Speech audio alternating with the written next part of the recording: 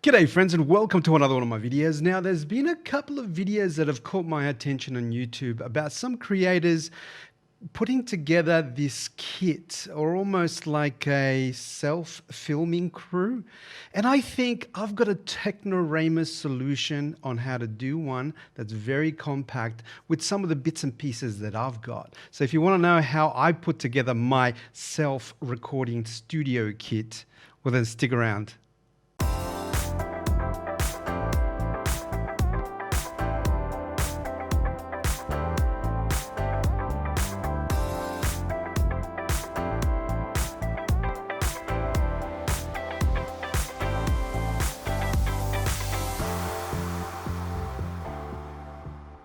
And welcome back. Now, it's a bit of mystery, but I'm going to show you a little bit of a clip from a video.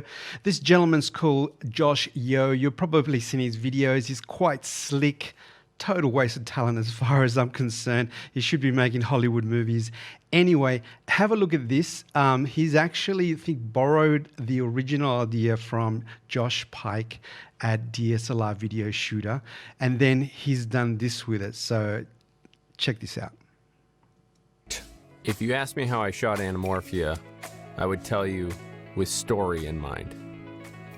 If you asked me how I shot Anamorphia almost entirely by myself, simple. I built the right tool.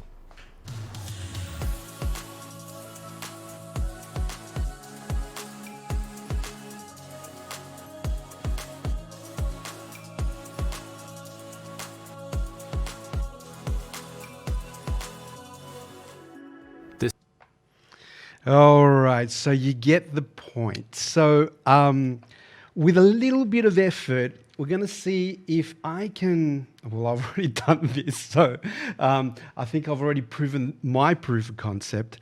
But what I wanted to do is put together my bits and pieces, obviously doing it the technoramus style. How can I do a mobile rig like that I can use in my office to record in different places and get different views, but without having to lug around a bunch of stuff, right? So obviously the lighting is always going to be the thing that's going to take up more space. But if you're working within a studio and you're sort of not too super concerned about the quality of the lighting, if you don't want to sort of cinematic, you just want to record indoors, but you just want to make it nice and easy. Now, I don't have, apart from my M50, I do not have another camera.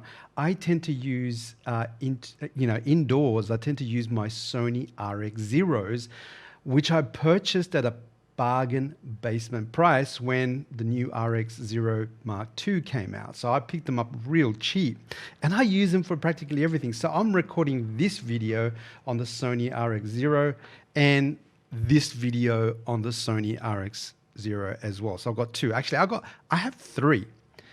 Anyway, what have I done? So the Sony RX0 can output 4K, clean 4K out of its HDMI port. I bet you didn't know that. A lot of people didn't know that, but it does have 4K coming out of its HDMI port. So what I've done is I've set up this little rig. So I've got my Atomos Ninja, so you can see it right there. Then I've got my RX0 on a Manfrotto, I guess, ball head. And then I'm using the HDMI cable into this particular let's call it monitor, right? So what I can do is very much immediately just turn it on, both items. So the good thing about it is that they both have batteries, right? So they both run on batteries. And so all I need then is just my little light pole, which is adjustable, and I can put it anywhere I want, right? So it's very light and it's very mobile. And as you can see, filming it. Now, there is a mic on this particular camera. So as I am sort of recording this, the sound from the RX0 is going straight into the Atomos through the HDMI port. So it's actually got a recording. But the great thing about this is that it also has an analog recording jack on its side.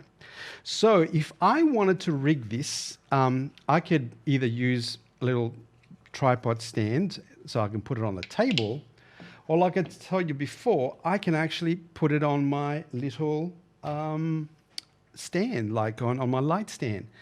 All in all, I've got this very compact and mobile self-recording kit. Now, obviously, the sound of this may not be the most optimal sound, although it's quite decent, but you can do a couple of things with it. So you can do two things. First of all, you can put a mic, because it's got a microphone jack on the back of the RX0, and that will feed the sound directly from the RX0 into the Atomos, and it'll go through the HDMI port. Perfect. Like, there is no reason why you couldn't do that. Now, obviously, if I had a little maybe cage for this, that would make the job a little bit easier, because I can use a little cold shoe, and I can put my Rode wireless Go on there and just use that lapel mic. But if you're not too worried about wires, what you can do is just get one of these extension cords and use a wired lapel like this one, right? So you can just put that on there in your clothes and then just run it straight into either the Sony, or better off, run it straight into the Atomos. But there is a problem, right? So the Sony would do that with no problem, right? So the Sony will give the lab mic some power, so it shouldn't be a problem using it. But if you want to record the microphone, or want to plug in the microphone straight into the Atomos, then you're going to need some power, because the lapel mic on its own is not powered, right? So my solution is to use my very cheap Zoom H1 recorder. So what I've done is I can plug in the mic into that, and then on the other side I've got a little connector that I can connect straight into my mic jack in there, right? So now I've got a recorder, and then from there I can very easily now plug in my good old-fashioned what can we call it? My good old-fashioned RJ jack, and then it goes straight into here. So what I'm going to do is I'm going to plug this straight into my mixer, so you can see the results coming out straight out of this using the lapel mic to show you how it works. Okay, so after a little bit of wiring, we're all set up and ready to go. So I'm lapelled up.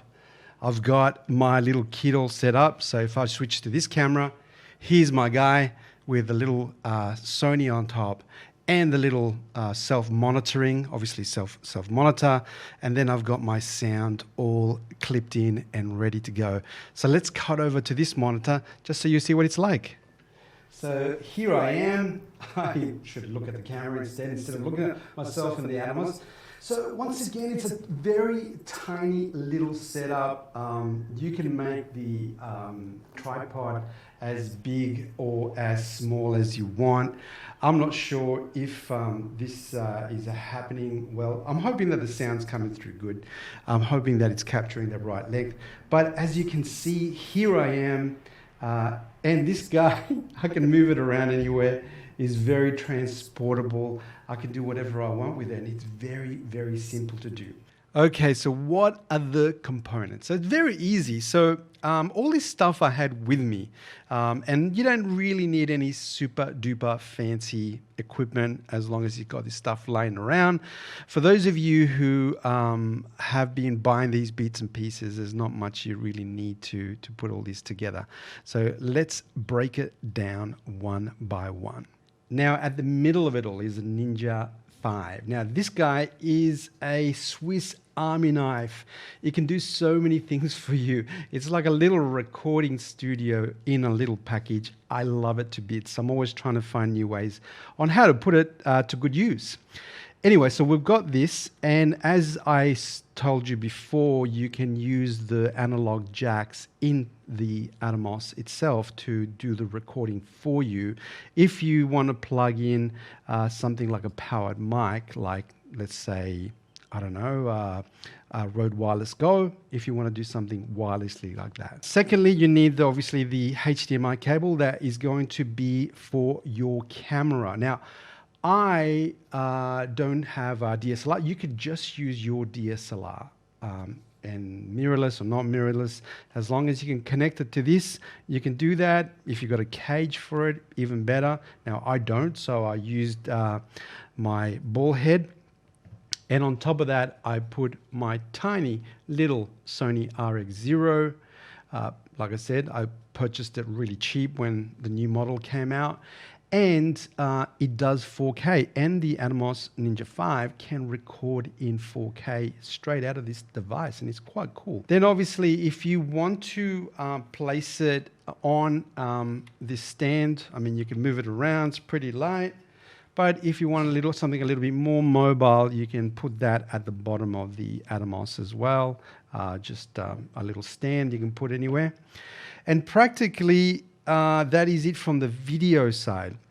Now, on the audio side, like I said, I wanted to use a lapel because I was going to do like a sit-down interview with someone. So we're going to be sitting down. We're going to lapel up.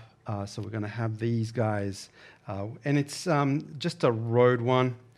And it is got an extension cord. The Zoom H1, I didn't put it on auto.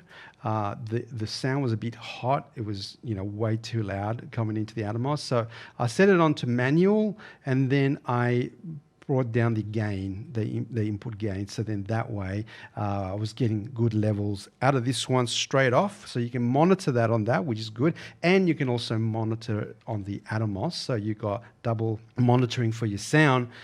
The other good thing about it too is that you can hit the record button on this guy, and then you have a backup. So you have the sound coming into this, and then you also have the sound being recorded in the Atomos Ninja, and that's awesome. So you got a bit of redundancy there. That was my Technoramus McGyver mobile studio that, if you've already got these pieces, should be cheap as chips, because you don't need to buy anything else apart from, the adapters and things like that.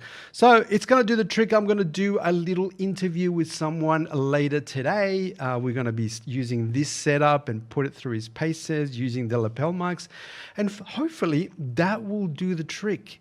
And thanks for Caleb and Josh for continuing to sort of share some ideas. I love their channels. I'll put a link to them in the description below, so then you can check out their stuff. They make beautiful, very informative videos, and I aspire to be like them one day when I learn as much as I can about this craft. So that's it. That's the video. That's Technoramus's McGyvering mobile recording studio. Hope you find it useful. If you liked the video, give me a like, and if you haven't subscribed, please do so. And until the next time, ciao for now.